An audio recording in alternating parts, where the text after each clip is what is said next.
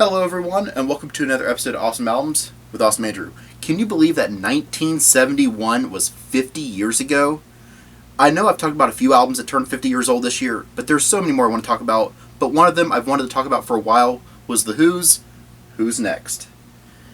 This will be a long video, so let's get started. First, introducing the band, beginning with Roger Daltrey as our lead vocalist. Pete Townsend, our primary songwriter and plays guitars, VCS3 organ, ARP synthesizer, some piano, and our other lead vocalist. John Entwistle on bass, but also plays brass, some piano, and some vocals. And Keith Moon on drums and percussion. We have a long history section. I'll try to get as much of it in as I can. Our story begins in May 1969. The band released their huge epic album, Tommy. For more information on that, check out my two-parter on that album. They spent the next year or so promoting the album. They played at Tanglewood Music Festival, attracting 23,000 people. They also played at Woodstock, the Music and Arts Fair, on August 17th, 1969, hitting the stage at 4 a.m., finding themselves in front of almost 500,000 people. Townsend hated their performance, but Daltrey loved it. They also played at the Isle of Wight Festival on August 30th. They arrived by helicopter and had assembled the largest PA possible and set up signs warning the audience to stay at least 15 feet back. They spent little time at the festival, leaving immediately after their show, missing Bob Dylan's first major appearance in 3 years.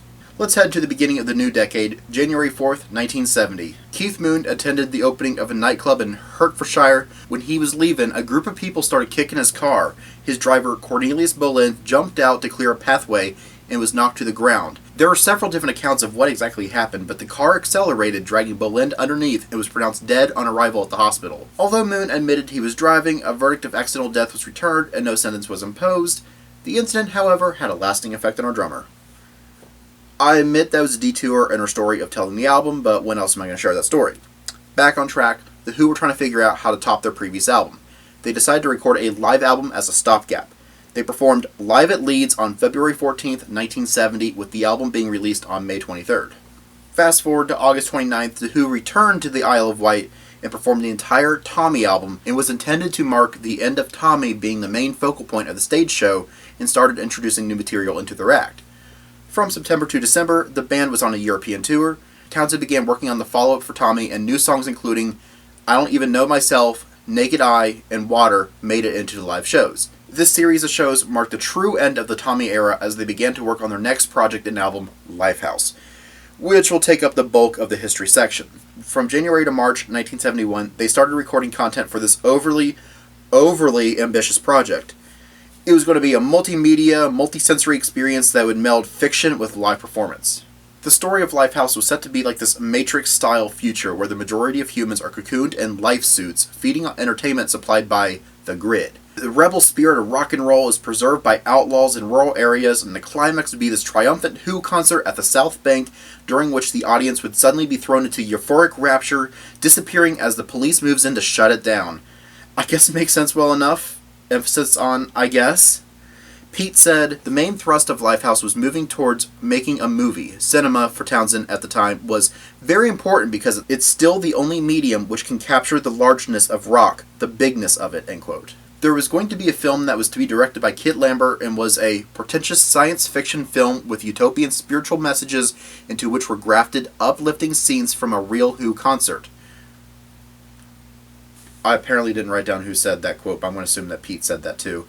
He did say, I was selling a simple credo. Whatever happens in the future, rock and roll will save the world, end quote. In January, a press conference was held at the Young Vic Theatre in London, at which Townsend began to outline his story and the interaction with live audiences that were going to be a part of the stage shows. Lifehouse was soon decided to expand beyond the confines of the movie screen, incarnating a 3-night residency at the Young Vic, and was going to include a concert performance with quadraphonic sound and involving up to 400 people in audience participation rock, trying to channel the audience's latest creativity to shape the songs as they were being performed. Townsend wanted to harness the dawning power of the computer and electronic synthesizer with a demonstration of cybernetic theory, assigning each audience member with their own personal motifs generated from a computer fed with biographical data, horoscopes, interests, bodily characteristics, which would all be fed into a computer simultaneously to produce a universal chord, a celestial cacophony, end quote. Remember how I said, I guess it makes sense well enough? Well, how about now? Pretty complicated, right? Well, they lost their grip on it sometime in late 1970 when Lambert, who played a vital role in creating Tommy, had gone to New York and was not around to translate Townsend's idea.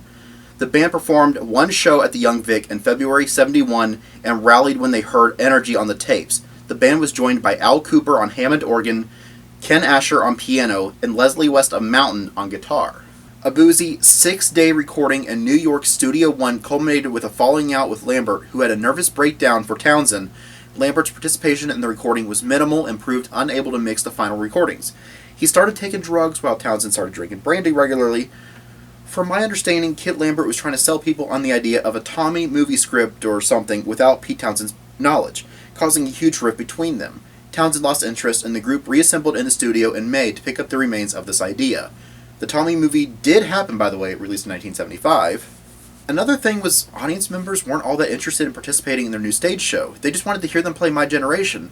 Daltrey said that The Who were never nearer to breaking up, end quote.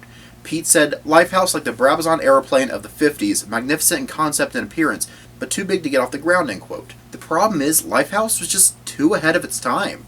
There are definitely some interesting ideas with the grid and life suits being almost a primitive version of the internet and virtual reality.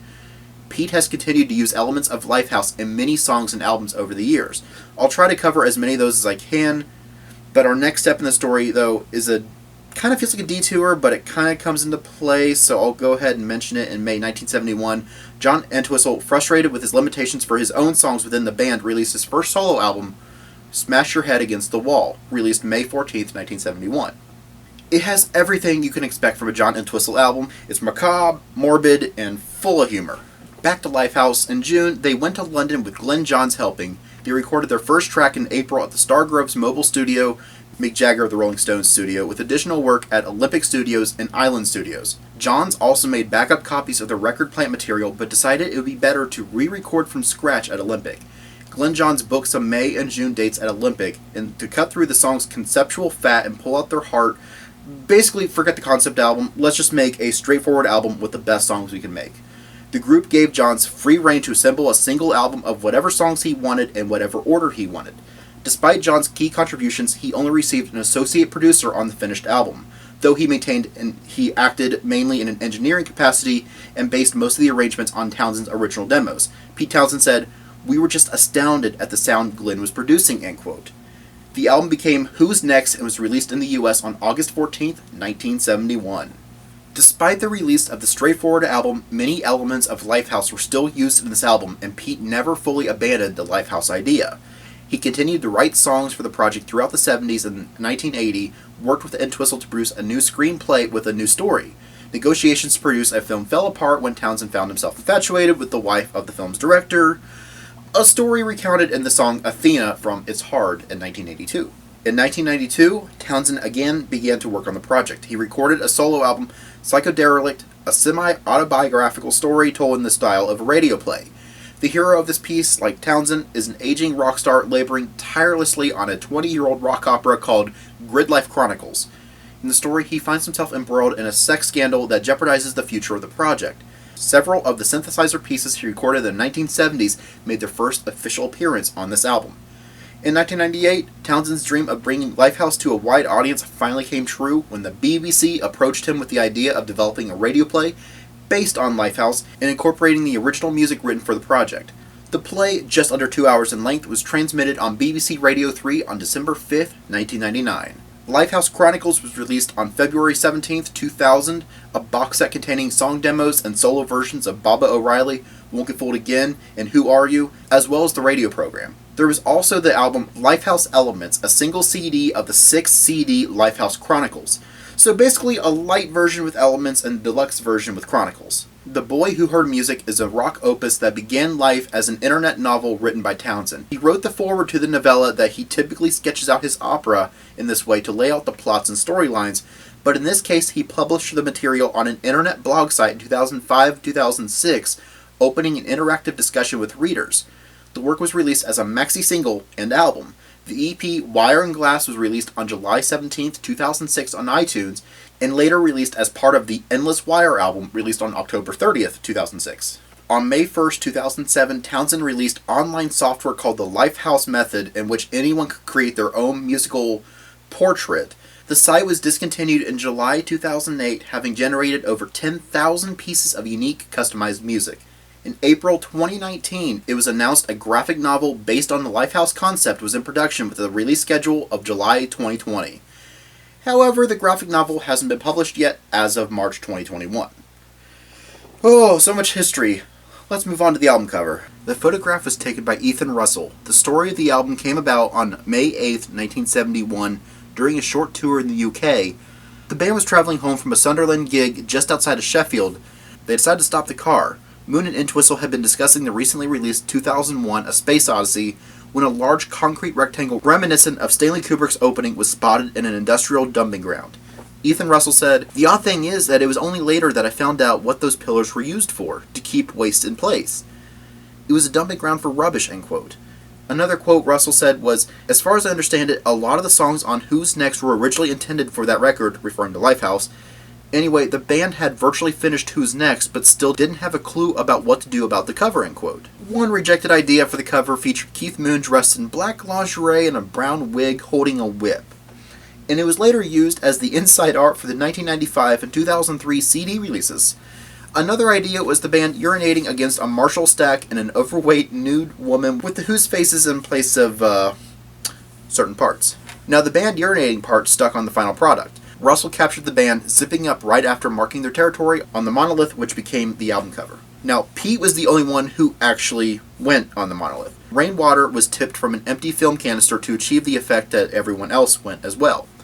The sky in the background was added later to give the image what Russell called this otherworldly quality, end quote. Other photos from that day were used as part of Decca's United States promotion of the album. Pete hated the album cover. He said, "I hate it. It's a horrible thing, just horrible.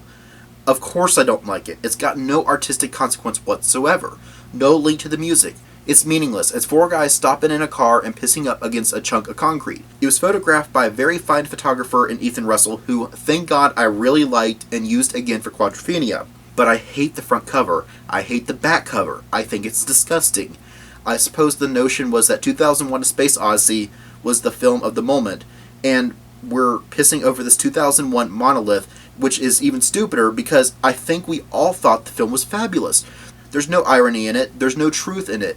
Anyway, can we move on, end quote. The back cover shows the band backstage at De Montfort Hall, Leicester, among a debris of furniture. Now then, I say it's time to move on to the music. The song's title came from Pete Townshend's spiritual mentor, Meher Baba, and avant-garde composer Terry Riley. Pete said, "This was a number I wrote while I was doing these experiments with tapes on the synthesizer. Among my plans for the concert at the Young Vic was to take a person out of the audience and feed information, height, weight, astrological details, beliefs, and behavior, etc. about this person into synthesizer. The synthesizer would then select notes from the pattern of that person. It would be like translating a person into music. On this particular track, I programmed details about the life of Meher Baba, and that provides the backing for the number," end quote. The ARP synth is the first 40 seconds of the song, and the guitar doesn't come in until about 2 minutes. You might recognize this as the theme song for CSI New York, which aired from 2004 to 2013. I found some conflicting facts with the original length of the song. One source says it was initially 30 minutes long but edited down to the high points on the track, and the other parts of the song appeared on the third disc of Lifehouse Chronicles as Baba M1 O'Reilly First Movement 1971, and Baba M2 Second Movement Part 1 1971. Another source said the synth sequence was almost 10 minutes long and would show up in its entirety on Pete's tribute album I Am, released in 1972. Other outtakes would appear on the 1993 solo album Derelict. People would say, "You can't have a long intro like that, it's too long, the radio won't play it." Shows what they know, seeing how this song is a staple on classic rock radio and one of the band's biggest songs. The song was also released as a single on October 23rd in Europe and was backed with My Wife. In Germany and Australia, it was backed with I Can't Explain. The song appeared on Time Magazine's All-Time 100 Songs list, Rolling Stone 500 Greatest Songs of All Time at number 349, and was listed in the Rock and Roll Hall of Fame 500 Songs That Shaped Rock and Roll. It also hit number 11 on the Dutch singles chart and hit platinum in Italy for selling 50,000 copies and the UK for selling 600,000 copies. When Pete took the song to Glenn Johns to edit it, Johns decided to leave it as it is, insisting it's perfect. In the context of Lifehouse, the song introduces us to Bobby, who is laboring in Scottish fields, but later enters the urban teenage wasteland as a rock and roll savior. Farming the fields away of the north, he is out of the grid range and doesn't need to wear a life suit. Thanks to this line, fans often mistakenly think this is the name of the song, but it was a working title of the song at least. The title was eventually used for a different but related song by Townsend, and the title, according to Pete, was at the end of their gig at the 1969 Isle of Wight Festival, and the field was covered in trash by fans, which inspired the line Teenage Wasteland. In another interview, Townsend said it was inspired by the absolute desolation of teenagers at Woodstock, where audience members were strung out on acid and 20 people had brain damage. The irony was that some listeners took the song to be a teenage celebration. Teenage Wasteland, yes, we're all wasted, end quote. The "oh" part of the song sounds like an Irish name, doesn't it? Well, after the "they're all wasted" line, Pete has a guitar solo that segues into a violin solo by Dave Arbus, who was in the studio the same day The Who was recording, and Keith Moon brought him in to record an electric violin solo during the outro. In most live performances, this is done by Daltrey on harmonica, but the solo gives the song an accelerating Irish jig-like section that closes out the song. Bargain was recorded on April 12, 1971. Pete stated the song was influenced by Meher Baba and that the subject of the song is God. The opening line is a phrase used by Baba. Townsend said, "The song is simply about losing one's ego as a devotee to Meher Baba. I constantly try to lose myself and find him. I'm not very successful, I'm afraid, but this song expresses how much of a bargain it would be to lose everything, to be at one with God," end quote. Pete said this was one of the best numbers on the album, end quote, and later acknowledging it as his favorite song on the album, saying that at the Prudential Center in Newark on March 19, 2016. Daltrey at one point said that Who's next songs like Bargain were rooted inside of us, end quote, and over the course of several sessions with Glenn Johns, Bargain grew into a triumphant anthem, with Moon delivering an explosive yet intricate performance many consider one of his finest. Townsend played a 1959 Gretsch Chet Atkins guitar that he received from Joe Walsh as a gift. In 1970, The Who took the James Gang on tour as an opening act. Perhaps as a way to say thanks, Walsh gave Townsend this guitar, which he ended up playing on this song while demoing Lifehouse. Pete takes over vocals in the segment and shows the influence of Baba's teachings. Other themes of the song include searching for your self-identity and the balance of the human psyche of the id and the ego. John Swanson of Rolling Stone magazine described Bargain as one of Townsend's most beautiful songs. Author John Atkins praised the song's strength and melody as well as The Who's performance of the song, and he would go on to say that Bargain radiates sheer dynamism and excitement, and the brilliance of the playing turns the song into a masterpiece, end quote. This is the shortest song on the album, but it's still good. Pete said in an NME interview on August 21st, 1971, that this is the current set opener, one that we did on acoustic guitars, end quote. It's the lightest song on the album, and one of the few songs that doesn't use synthesizers, although it wasn't always this way. An earlier version recorded in New York City with Kit Lambert was a more hard rock sound and included synthesizers and Leslie West on lead guitar. You can hear this version on reissues of Odds and Sods and the deluxe version of Who's Next. The Who's Next version has been described as blues-tinged country love song. Themes of the song include the joy of physical love, the power of nature, and the need to live for the moment. Pete demonstrates a dramatic presentation of acoustic guitar played in A, basically 3 chords. In the context of Lifehouse, it invokes a carefree, sensual world inhabited by Bobby and his girlfriend Sally, who's introduced in Baba O'Reilly, and seems to connect to Goin' Mobile, which we'll hear later in the album. This song segues into our next song. This is the only song on the album not written by Townsend, written instead by Entwistle. It's also the only song on the album not related to Lifehouse.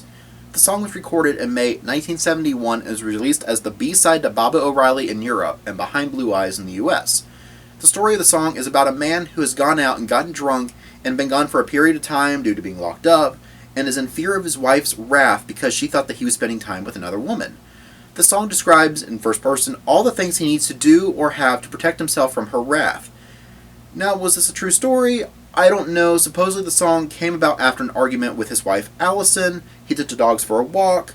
By the time he got back home, he had this tune mapped out. One of those instant songs, he said. But his wife seemed to take it well. She's always thought it was very funny. She always had the ambition to come on and hit me over the head with a rolling pin halfway through it when I was doing it on stage, end quote. Another source said she took it well. She didn't come after him. Her lawyers did.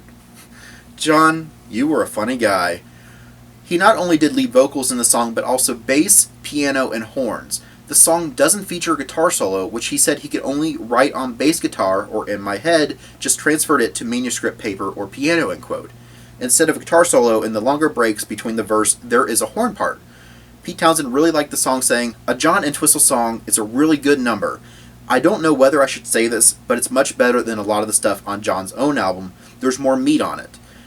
It became quite clear when we were doing this album how much John had gained from doing his own album. He did the horn parts in half an hour, whereas before it used to take him days, end quote. Pete also said it was the best new rock number on the album, end quote. Now, John, on the other hand, wasn't happy with the final version and re-recorded it for his third solo album, Rigor Mortis Sets In, released in 1973.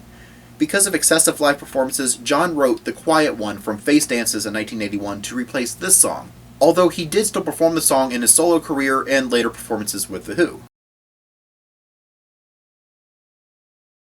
Pete Townsend said this would have originally come at the end of the film. "I had a rough script where all the young Vic would dance and all freak out and then disappear. Then you would have heard this song. Nicky Hopkins plays piano here," end quote. Pete also said the song is a mixture of being sad and wistful, but at the same time a high point, end quote. The song starts off with Pete singing, but then Daltrey takes over. Who biographer John Atkins considers Daltrey's vocals to be the song's strongest feature, but also praises Moon's superbly controlled drumming, and John Entwistle's expressive bass, and the beautiful, rich synthesizer chords on verses. The music is based on E-flat major 7 chord progression, which Mike Segredo said is sad and hopeful, and guaranteed to jerk tears. Atkins also interpreted the song as being about the concept of song itself, and forming the climax of the Lifehouse concept by being about the power of song being finally harnessed as a unifying strength. He also considers this song, Getting in Tune, and Pure and Easy as being 3 songs that are the most central to the Lifehouse concept, and that they reflect the central idea of music as a source of social and spiritual power. Rolling Stone critic John Mendelsohn raised this song among Daltrey and Townsend's best work, describing it as an unutterably beautiful song in which Townsend sings exquisitely over a gentle piano background before and in between Daltrey charging in, exhilarating over a hard part with breathtaking chord changes in the manner of "Listening to You, I Hear the Music" refrain from Tommy. Lastly, the coda of the song features the opening line of Pure and Easy, a song that was intended for Lifehouse and was featured on the deluxe version of the album and featured on Odds and Sods, but left off the original 1971 version of the album. Another song originally part of the Lifehouse project, obviously. The lyrics describe the power of music as well as reflect on the interconnections Townsend was feeling at the time between his spiritual needs and his persona as a rock star. The music incorporates a number of tempo changes and has been praised by critics for its use of dynamics. Music critic Robert Christgau considers that line, "I sing this note because it fits in well with the chords I'm playing. I can't pretend there's any meaning here or in the song I'm saying," to be the real theme for the album. Another line he notes is, "It's left ambiguous whether he's referring to a woman or spiritual persona as a hard-drinking, hard-partying rock star," end quote from Christgau.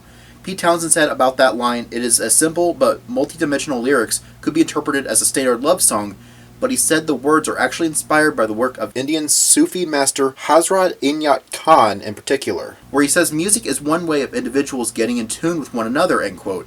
It's a theme that Townsend likes to use a lot. Nicky Hopkins plays piano in this song and is one of the few songs on the album to not use synthesizer. Toward the end of the song, there is a duet in which Daltrey exchanges with Townsend singing low harmony and Entwistle singing high harmony. Last fact, it was played live in February of '71 before the album at the Young Vic, but has been played sparingly since. Although the song was not often played since '71, it was included on the 2003 Live at Royal Albert Hall. It was included on Lifehouse Chronicles. The context of Lifehouse, lyrics celebrate the joy of having a mobile home and being able to travel the open road. Daltrey didn't take part in this recording of the song at all, leaving the rest of the band as a power trio. Townsend handled lead vocals, guitar, and synthesizer, with John on bass and Keith on drums. This is often seen as one of the most original images Pete ever imagined. And this line has a double meaning. Is he talking about the speed limit or age? Some people have brought this line back to a line from My Generation. Although I don't think there's any relation to those two songs, but I figured I'd share that anyway. Pete said it's one of the original crude guitar synthesizers which ARP developed for me. This is way back. I used to still have a Sister Studio 2500 ARP. It's one of the first ever built, and they made me a guitar for it, so it sounds just like a duck, doesn't it? Pete has also considered the song to be a fuzzy wah-wah sound. Author Chris Charlesworth described the effect as if Townsend was playing guitar underwater. The song was released as the B-side to Behind Blue Eyes, released on November 6, 1971, and despite being released as a single, it was never performed by The Who live. But Simon Townsend, Pete Townsend's brother, performed the song with Roger's No Plan B on the Tommy Reborn tour. This song is interesting because in the context of Lifehouse is the villain song. One source says the villain's name was Jumbo, and another source said his name was Brick, so I don't know. Pete said Behind Blue Eyes really is off the wall because there is a song sung by the villain of the piece. The fact that he felt in the original story that he is forced into a position of being a villain where he felt like he was a good guy, end quote. Although a lot of people thought the song was either about Pete or Roger because they both have blue eyes. Pete said, Behind Blue Eyes is not a song about me. It was written to show how lonely it is for the powerful. Sometimes I write very effectively when I write about things other people feel. I mean, I've got blue eyes, and so does Roger Daltrey, but I've never felt that love is vengeance. It's remarkable how many people identify with that song from a personal point of view, how everybody feels they're driven to deceit in order to feel love, so that love will always be like vengeance, will always be painful for the recipient. Quite interesting, end quote. There were a couple of versions of the song recorded. The version on the album is the second version. The first version was recorded at Record Plant in New York with Al Kooper on Hammond organ, and the original was released as a bonus track on the 1995 CD release. Pete recorded the song twice for solo albums. One was the original demo and was released on Scoop in April 1993, and a newer version featuring an orchestral backing on the Lifehouse Chronicles. I will say, though, it's odd imagining anyone but Roger singing this. There's so much emotion in the song, but he told AARP that he was desperately trying to hold it together, and quote that Roger's dog got run over the day that he recorded vocals for the song. It was the first dog he ever had. I say it's hard imagining anyone but Roger singing, but I can't ignore the popular cover by Limp Bizkit in 2003 on Results May Vary. The song originated at a Who concert in Denver on June 9, 1970. Following the performance, Townsend became tempted by a female groupie, but he insisted he goes back to his room alone, likely as a result of Bob's teachings. When he got back to his room, he began writing on paper, the first words being, "When my fist clenches, crack it open." It was released as a single in the US, but not in the UK. Townsend decided that the song was too much out of character for the British singles, but did get released, like I said, in the US as well as France, Belgium, and the Netherlands. The single was backed with My Wife in the US and going mobile in Europe. The single hit number 34 on the Billboard Hot 100 and number 24 on Cashbox. One more thing I want to say is that this guitar part is also used after the bridge in the album's final track. Perhaps it's a way to link them. Speaking of last track, here we go. The longest song on the album, and one of the most recognizable too, is considered the ultimate stadium rock anthem.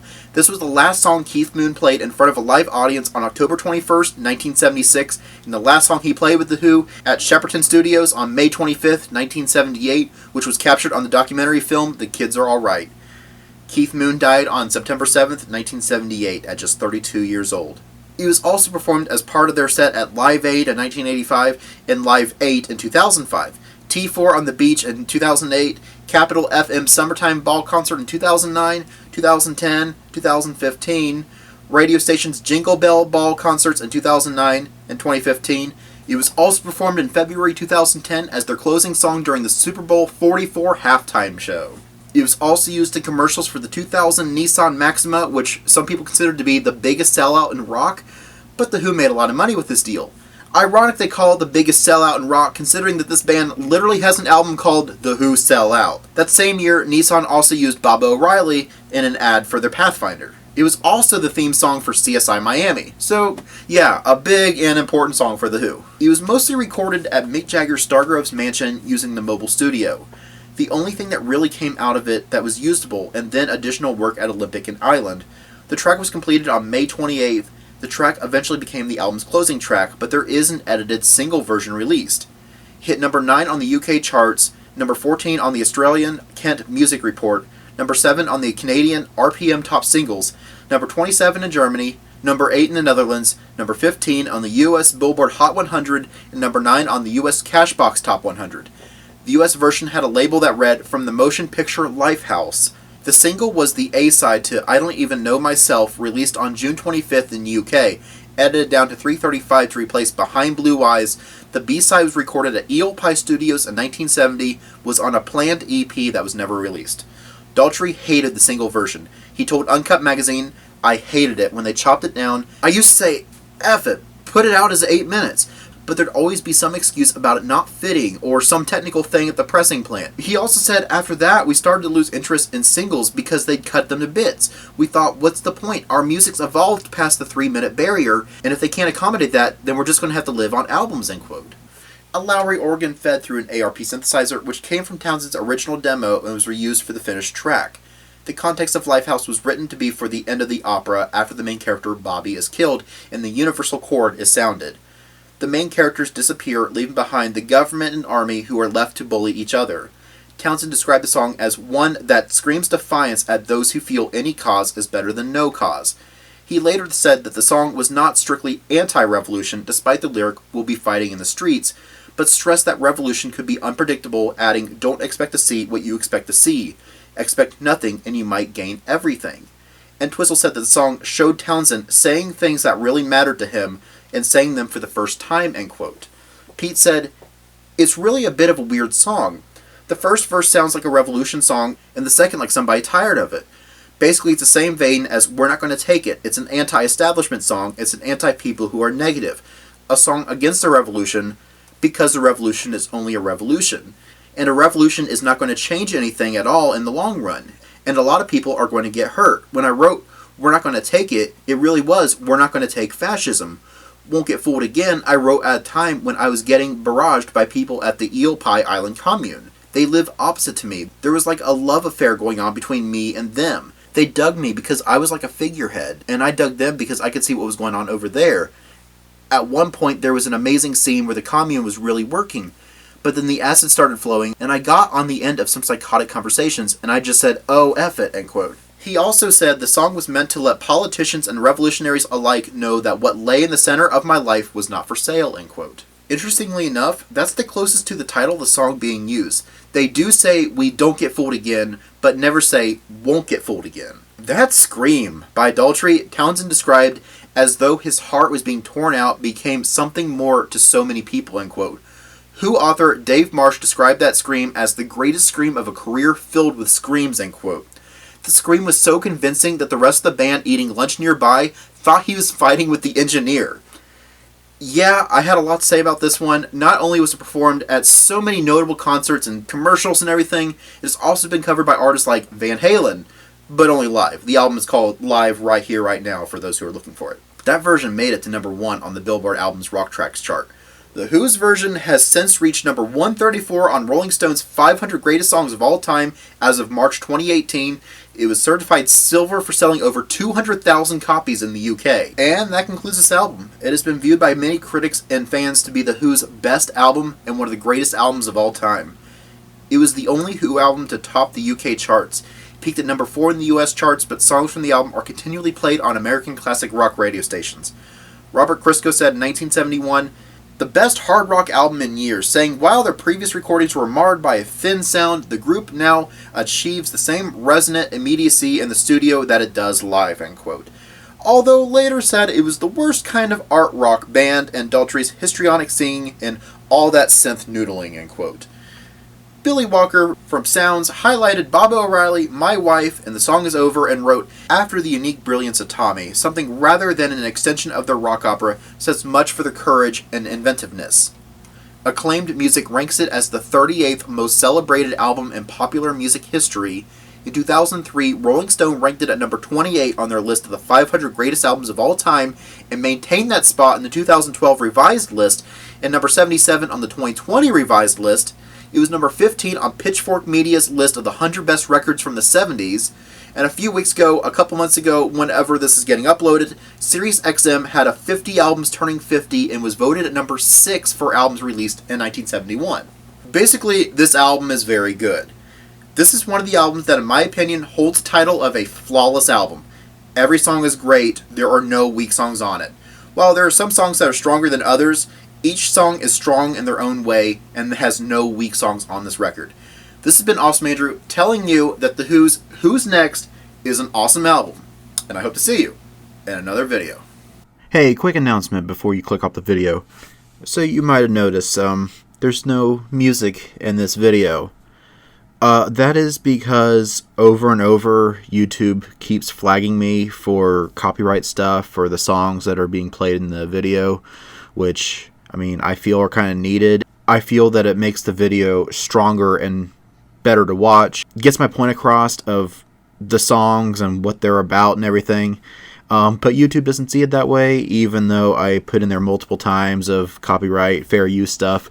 So I've decided, starting with this video, and maybe not with the extra stuff because they're kind of small videos and not a lot of the songs being played, but especially in videos like this, I have decided for YouTube from now on to not include the songs in the video, just so that way I don't get flagged.